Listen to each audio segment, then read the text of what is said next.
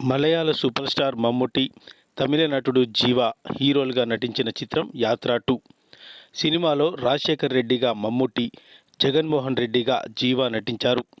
మహి వి. రాఘవ్ రచన, దర్శకత్వంలో రూపొందించబడిన ఈ చిత్రం శివ మేక నిర్మాణ సారథ్యంలో రూపొందించబడింది. చంద్రబాబు పాత్రని సినిమాలో మహేష్ మంజ్రేకర్ పోషించారు. రాజశేఖర్ రెడ్డి చనిపోయిన తర్వాత జరిగిన పరిణామాలను బేస్ చేసుకొని సినిమా రూపుదిద్దుకుంది. జగన్ జైలు జీవితం, కాంగ్రెస్ పార్టీ జగన్ను జైలు పాలు చేయడం, జగన్ పార్టీ పెట్టడం, ఆయన ఎదుగుదలను అడ్డుకోవడం కోసం ఇతర పార్టీలు, వ్యక్తులు చేసిన కుట్రల ఆధారంగా ప్రధాన చిత్రం రూపొందించబడింది. చివరకు వైఎస్ఆర్ ఆశయాలకు అనుగుణంగా జగన్ విజయం సాధించడం, వైఎస్ఆర్ రాజ్య స్థాపన లక్ష్యంగా జరిగిన పరిణామాలను సినిమాలో కళ్లకు కట్టినట్లుగా చిత్రీకరించారు. ఫిబ్రవరి 8న ప్రపంచవ్యాప్తంగా ఈ సినిమా థియేటర్స్లో రిలీజ్ కానుంది.